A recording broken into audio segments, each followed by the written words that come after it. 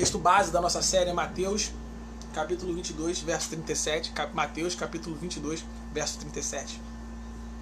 Que diz assim a palavra de Deus: asseverou Jesus, amarás o Senhor teu Deus de todo o teu coração, de toda a tua alma e com toda a tua inteligência.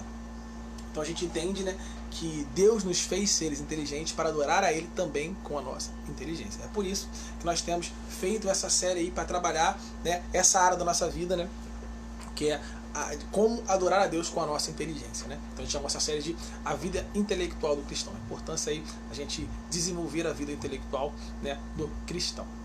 Já estamos na nossa quinta live. Thiago, não perdi as outras 4.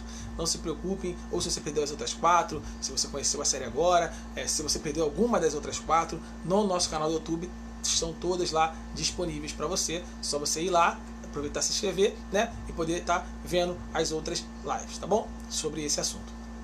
Então, a gente já está na nossa terceira parte da nossa série, tá? A primeira parte foi uma introdução, né? Só teve apenas uma live, né, para introduzir o assunto. Aí a segunda parte a gente fez 3 lives, e a gente chamou essa parte de estagnação intelectual. Falamos sobre a estagnação intelectual, né, em 3 lives.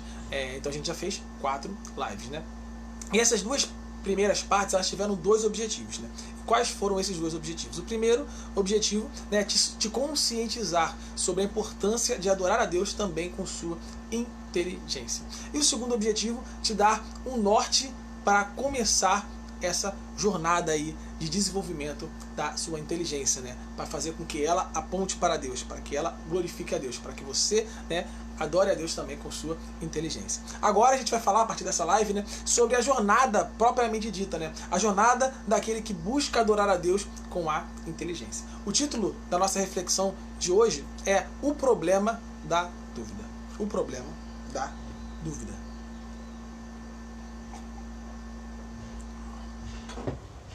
Adorar a Deus com a inteligência é amar e buscar a verdade. Essa verdade que é transcendental, essa verdade que é absoluta.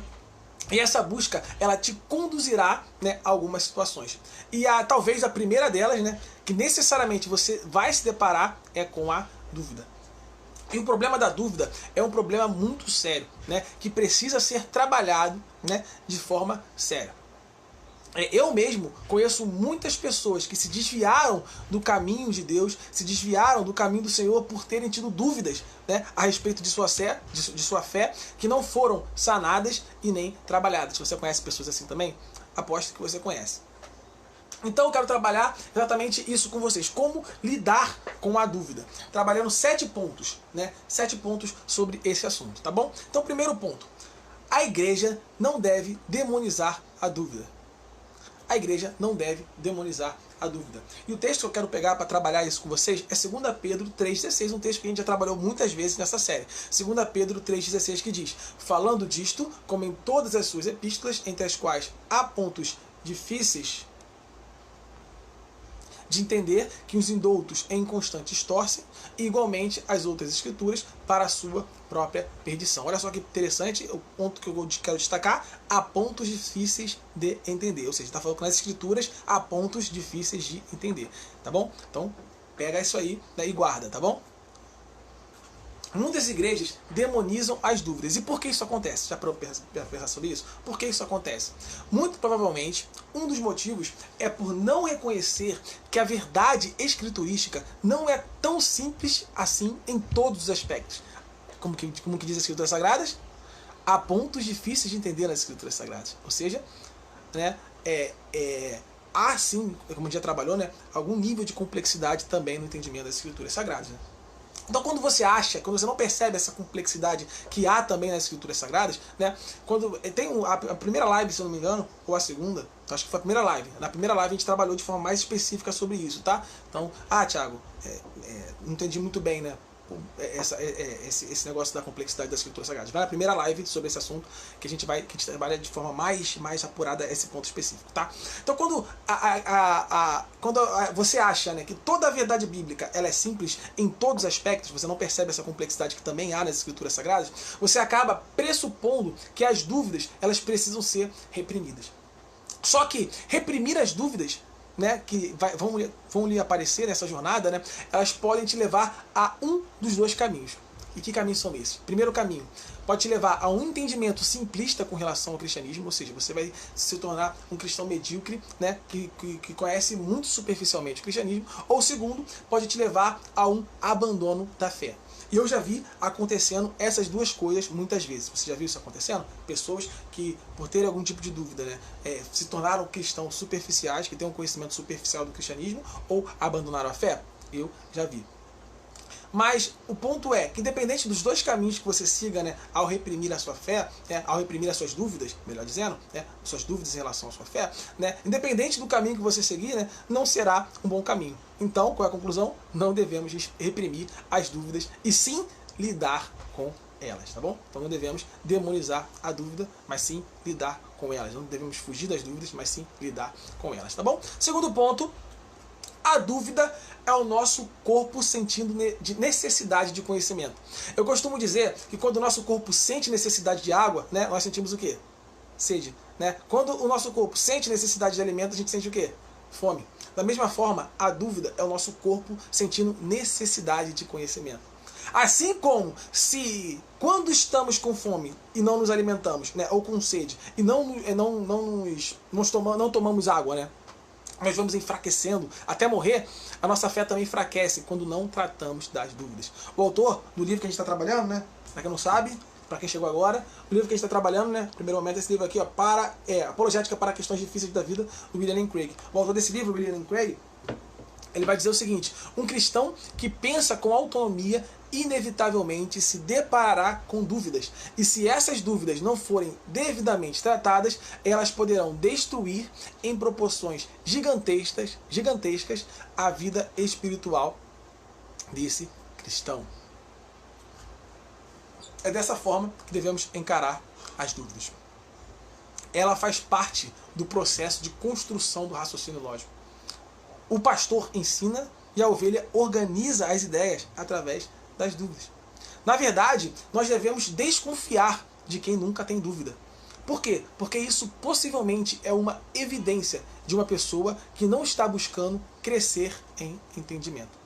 Outra coisa, a dúvida legítima, ela pode revelar quem está realmente engajado na busca de conhecer a Deus. E eu digo dúvida legítima por quê? Porque a gente não pode confundir dúvida legítima com confrontamento arrogante. Vou chamar aqui de confrontamento arrogante. Né? Muitas vezes aparecem pessoas, né, que tentam mostrar que você está errado, né, com questões, levantando questões, né, só que de forma arrogante. E isso não é dúvida, a gente não pode confundir. Isso é o que eu chamei de confrontamento arrogante. Né? Esse confrontamento arrogante, ele revela o contrário da dúvida. Ele revela quem não quer aprender. Né? A dúvida revela quem quer aprender, e esse confrontamento arrogante revela quem não quer aprender. Vamos falar um pouco sobre esse confrontamento arrogante, algumas características dessa pessoa, né? Para você conseguir reconhecer, essa pessoa aqui não está com dúvida, ela está querendo me confrontar de forma arrogante. Tá? Eu separei duas características, né? A pessoa, né, que é arrogante, né? Eles acham que sabem muito sobre o assunto e claramente eles não querem saber a sua opinião de verdade. Né? As perguntas que eles estão levantando não é para saber a sua opinião, não é para aprender. Né? É para te mostrar que você está errado. Né? Para se autoafirmar, né? Você pode perceber, né, que a pessoa está querendo te confrontar de forma arrogante, né, percebendo o tom da voz dela, né? E também, por claramente, você vê que ela não aceita nenhuma de suas respostas. E muitas vezes, né, geralmente, elas costumam citar, né, alguém que ele conhece ou alguém que ele viu na internet. E muitas vezes alguém que ele viu na internet, né? A pessoa vê um vídeo no YouTube, né, joga no Google alguma coisa lá e acha que já é especialista no assunto. Né? Isso acontece muito. Né? E a segunda característica da pessoa que tenta te confrontar de forma arrogante é que essas pessoas geralmente são pessoas que sabem muito pouco da Bíblia, né, falando do meio eclesiástico, né? Geralmente menos ainda sobre o assunto que ela está querendo abordar contigo. Tá? Ela leu pouquíssimos livros sobre o assunto, se é que leu algum livro, né? Muito provavelmente ela só pesquisou alguma coisa na internet e já acha que domina sobre o assunto, sabe tudo sobre o assunto. Né? Enfim, essas são as duas características que eu separei sobre pessoas, né, que aparecem para nos afrontar, né, para nos confrontar de forma arrogante. Né? Isso a gente vê de monte, né, em grande quantidade aí nas redes sociais, né, mas também acontece muito em nossas igrejas. Talvez você que seja líder ou você que seja pastor, né, você já tenha passado por isso. Eu mesmo já me deparei com esse tipo de situação no meio eclesiástico, né, já lidei com pessoas assim. Tá? Então, com esse tipo de pessoa a gente tem que ficar atentas. Tá bom? A gente tem que ficar muito atentas com esse tipo de pessoa. Tá?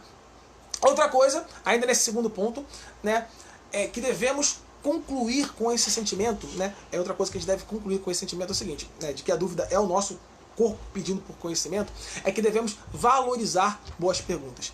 Nós devemos aprender a fazer boas perguntas. Por quê? Porque boas perguntas, elas podem falar mais do que boas respostas. Boas perguntas podem nos fazer pensar mais, refletir mais do que boas respostas. Boas perguntas, elas revelam as fragilidades das opiniões. Então elas nos fazem refinar nossos pensamentos. Assim como revela também os equívocos das cosmovisões, né, das formas de ver a vida não cristãs. Lá na faculdade, né, muitas vezes eu vejo pessoas querendo confrontar, né, de forma arrogante o professor, né, porque um cristão está lá na faculdade e se depara com um professor que tem de monte, né, também, tem grande quantidade, né, professores que tentam afrontar a sua fé, né, que tentam bater no cristianismo. Isso acontece, eu já me deparei com esse tipo de situação várias vezes, né. Então muitas pessoas, muitos cristãos, eles reagem de forma arrogante, né, querendo confrontar o professor ali de forma arrogante, né? Mas eu particularmente eu gosto do método socrático, né? Boas perguntas, por quê? Porque boas perguntas, elas revelam as inconsistências, né? Sócrates, ele fazia exatamente isso, né? Através de perguntas ele ensinava, né? Através de perguntas ele mostrava que as pessoas estavam sendo incoerentes. Então boas perguntas podem revelar a incoerência dos discursos, tá? Ainda nesse ponto, né? Muitas vezes a escritura vai trabalhar a dúvida de forma pejorativa. E por que isso acontece? Isso acontece porque a dúvida é uma consequência do pecado original. O pecado original, ele nos cega. Eu terminei de ler há pouco tempo o livro Dom Casmurro, do Machado de Assis, né? E eu encontrei uma edição muito bonita desse livro, né? Eu não lembro exatamente qual editora era, né? Mas nessa edição, no início do livro, tinha umas fotos, né, com os borrões, assim, umas fotos da cidade, assim, tal, com os borrões pretos. Os borrões pretos. E que mostrava, né, como o ciúme de Bentinho, né, que é o protagonista do livro, né, limitava e distorcia o Bentinho é o principal personagem do livro, né? Ele limitava, a foto representava, né, a cidade borrada, representava o ciúme de Bentinho que limitava e distorcia a sua visão da realidade. E é mais ou menos por aí, né, claro, guardadas as devidas proporções, é claro, né? Mas é mais ou menos por aí que é o pecado original, né? O pecado original, ele nos cega. O pecado original, ele limita. O pecado original, ele distorce a nossa forma de enxergar as coisas. Só que na realidade pós-queda, que é essa realidade aqui, né? A realidade toda depois de Gênesis 3, né? Precisamos, nessa realidade pós-queda, né, precisamos entender que a dúvida é um caminho inevitável de todos que buscam conhecer a Deus. Então o autor vai dizer o seguinte, que qualquer cristão que esteja intelectualmente comprometido com sua fé, inevitavelmente enfrentará o problema da dúvida. Então vamos para o nosso terceiro ponto.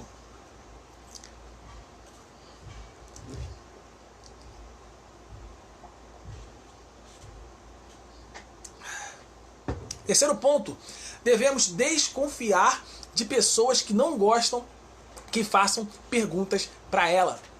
Então se você conhece um líder, se você conhece um pastor, se você conhece algum professor, etc., né, que você vê que ele não gosta que vocês façam perguntas para ele, né, que você vê que eles fogem de perguntas, desconfie fortemente.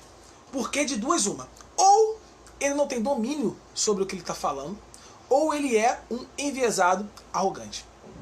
Ou seja, independentemente do que ele seja, né, das duas opções, ele não é uma boa referência. Então essa é a conclusão que a gente tira, né? Então devemos desconfiar de pessoas que não gostam que façam perguntas para ela, tá? Que se incomodam com perguntas.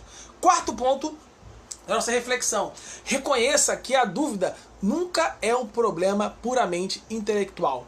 Paulo diz em Efésios capítulo 6, verso 12, o seguinte: porque a nossa luta não é contra o sangue e a carne, e sim contra os principados e potestades, contra os dominadores deste mundo tenebroso, contra as forças espirituais do mal nas regiões celestes. Sempre que vamos fazer a vontade de Deus, nós adentramos em uma batalha espiritual também. E se, como vimos, crescer intelectualmente é a vontade de Deus em nossas vidas, né, você pode ter certeza que você enfrentará batalhas espirituais ao buscar crescer intelectualmente. Você será, com certeza, tentado a desistir disso, né? Então, muitas vezes, né, aparecem as dúvidas como uma expressão física da batalha espiritual. A verdade é que só de vocês estarem aqui agora assistindo essa live, você já está participando de uma batalha espiritual. Só de você pensar em vir aqui assistir essa live, você já adentrou numa batalha espiritual. Muitos de vocês, né, durante essa série que a gente está trabalhando, durante os trabalhos que temos feito, né, muitos de vocês serão tentados a abandonar as lives. Muitos de vocês provavelmente até abandonaram, muitas pessoas até abandonaram, né? Vão vir pensamentos, né, durante esse percurso, né, de que eu não tenho tempo, né? Em outras pessoas, né, vai vir o pensamento de isso que o Thiago está falando não é realmente importante, né? Isso que o Thiago está falando não tem relevância, enfim, né? Isso tudo, né, são expressões físicas, né, da batalha espiritual. Nunca se esqueça que o inimigo quer destruir a sua vida. O inimigo não quer que você evolua intelectualmente, cresça intelectualmente. Por quê? Como lembra que eu disse que a visão correta da vida é que a gente vive num contexto onde a gente vê as coisas departamentalizadas, mas a verdade é que todos esses departamentos eles são complexamente interligados. Lembra que eu falei sobre isso? Então, muitas vezes a gente quer que a pessoa cresça espiritualmente, mas a gente não entende que para ela crescer espiritualmente, ela também precisa crescer fisicamente, crescer intelectualmente, crescer socialmente, crescer em todas as áreas, porque uma área está ligada à outra. Lembra que eu falei sobre isso na live passada? Se quiser se aprofundar mais, veja a live passada que eu explico melhor sobre isso. Então, ele sabe que se você não crescer intelectualmente, isso vai inibir o seu crescimento espiritual também. Então, não se engane. Você está vivendo agora, nesse momento, uma batalha espiritual. 1 Pedro 5,8 vai dizer, sede sóbrios e vigilantes. O diabo, vosso adversário, anda em derredor como leão, que ruge procurando alguém para devorar. Então, não se engane. O diabo está envolvido na disputa intelectual. Quando as dúvidas aparecem, lembre-se que elas fazem parte da batalha espiritual. Então leve-as a Deus e peça a Ele que te ajude a resolvê-las. Faça como Marcos 9,24 diz. Diga assim, eu creio, ajude-me na minha falta de fé. Outras versões vão dizer, ajude-me na minha incredulidade. O primeiro passo é a crença para o entendimento. E o segundo passo é o entendimento robusto para uma crença firme. Ou seja, a crença e o entendimento fazem parte de um processo cíclico. Tá bom? Quinto ponto. São 7 pontos, tá? Quinto ponto. Quando a dúvida surge, tenha em mente a relação adequada que existe entre fé e razão. Então, primeiro, precisamos lembrar que somos finitos, estamos falando sobre conhecimento sobre Deus que é infinito. Ou seja, não tem como saber de todas as coisas. Não temos como saber de todas as coisas. Há coisas que não é possível sabermos acerca de Deus. Isso a gente chama de doutrina do mistério de Deus. E segundo, há coisas que não haverá provas racionais suficientes para decretar aquilo como uma verdade. Então, para essas coisas, teremos que crer pela fé. Hebreus, capítulo 11, verso 6 vai dizer, de fato, sem fé, é impossível agradar a Deus, porquanto é necessário que aquele que se aproxima de Deus creia que Ele existe e que se torna galardoador dos que o buscam. Mas precisamos ter claro na nossa mente que você crer em algo por fé não diminui a sua crença. O mundo vai dizer isso, né? Você crê isso por fé, de forma pejorativa, né? Como se isso fosse uma verdade mais frágil, né? Mas você tem que entender que isso não faz a sua crença ser menor. Por quê? Porque todas as visões de mundo exigem fé. Costumo dizer, o ateu não acredita em Deus. Não. O ateu ele acredita que Deus não existe. Diferente. Exige fé. Então todas as visões do mundo exigem fé. Tá? Então não ache que a sua crença pela fé torna a sua crença menor do que as outras. Não. Todas as crenças do mundo exigem fé. E terceiro, a maior prova da veracidade escriturística é o testemunho do Espírito Santo. Romanos 8,16 vai dizer, o próprio Espírito testifica com o nosso Espírito que somos filhos de Deus. 1 Tessalonicenses 1, verso 5 vai dizer, porque o nosso Evangelho não chegou até vós tão somente em palavras, mas sobretudo em poder, no Espírito Santo e em plena convicção, assim como sabeis ter sido nosso procedimento entre vós e por amor de vós. Então a maior prova da veracidade das Escrituras Sagradas é o testemunho, o nosso relacionamento, a nossa vivência com o Espírito Santo de Deus. Tá bom, Thiago. Então, se a maior prova da veracidade escriturística é o testemunho do Espírito Santo de Deus, né? Se há coisas que não haverá provas racionais suficientes para decretar, né, aquilo como uma verdade, então teremos que crer pela fé. E se precisamos lembrar que somos também finitos, e estamos falando sobre o conhecimento sobre Deus, que é infinito, qual é o papel, então, da razão? O Lutero, ele vai dizer que há dois tipos de uso para a razão, tá? O uso magisterial e o uso ministerial. E o que é isso aí? O uso magisterial é aquele que julga o evangelho. E o uso ministerial da razão é aquele que se submete ao evangelho e serve ao evangelho. Então Lutero vai dizer que o uso legítimo da parte dos cristãos da razão é o uso ministerial. Devemos usar a razão ministerialmente. Bem? Sexto ponto. Chegando ao fim, faltam 2 pontos. Lembre-se da fragilidade, né, de nosso intelecto e do nosso conhecimento limitado, tá? Então temos que lembrar da fragilidade do nosso intelecto e também do nosso conhecimento limitado. Sócrates, ele se dizia sábio exatamente por saber que nada sabia. E o apóstolo Paulo, em 1 Coríntios capítulo 8, verso 2, vai dizer algo muito parecido com Sócrates. Olha só o que ele vai dizer. Se alguém julga saber alguma coisa, com efeito não aprendeu ainda como convém saber. Uma vez eu vi em uma palestra, se eu não me engano foi do Karnal, né, que se achamos uma pergunta simples de ser respondida, é porque não lemos o suficiente sobre o assunto. E também na matemática, né, para quem não sabe, também faço graduação, né, em matemática na UERJ, né, eu aprendi uma coisa. Eu aprendi que é possível você pegar uma matéria do 6º ano, né, e formular uma questão com essa matéria do 6º ano tão difícil que até um doutor teria dificuldade de responder. Então, o que eu aprendi é que a verdade é que não há questões simples e questões complexas. O que há são níveis de profundidade.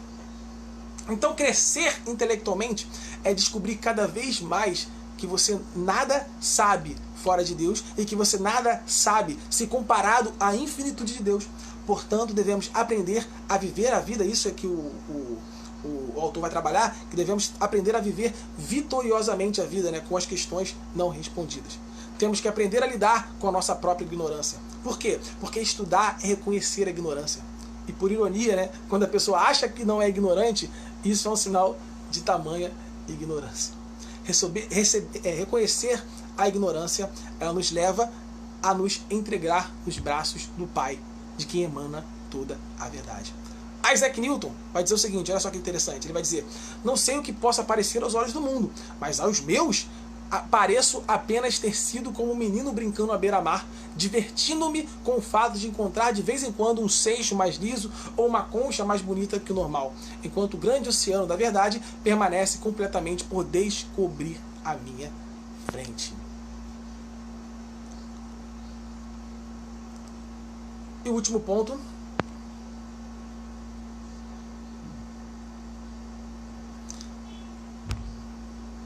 Vinícius disse aqui, ó: a dúvida não tratada leva o crente à perdição. Os líderes precisam levantar questões onde as dúvidas se escondem, pois muitas pessoas têm dúvidas, mas não se sentem à vontade de se expor.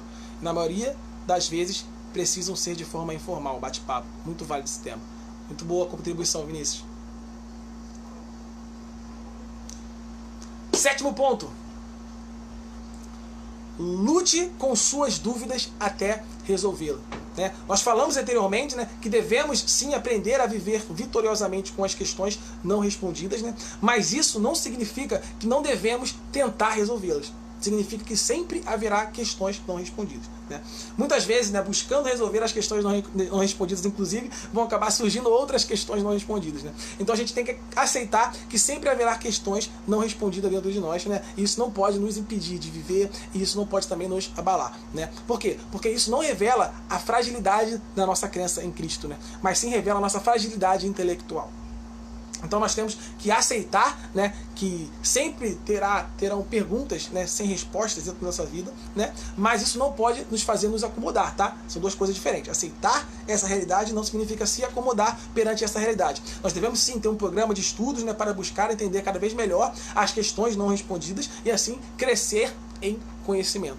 Buscar entender as questões não respondidas, ela revela a nossa vontade de conhecer a Deus. E também serem infindáveis as questões não respondidas presentes em nossa vida, significa que esse processo de desenvolvimento intelectual, ele não termina aqui em vida. Você nunca vai chegar e falar assim, consegui, estudei tudo que eu tinha que saber, já aprendi tudo que eu tinha que saber, desenvolvi tudo que eu tinha que desenvolver intelectualmente. Não, esse processo não termina em vida. Amém?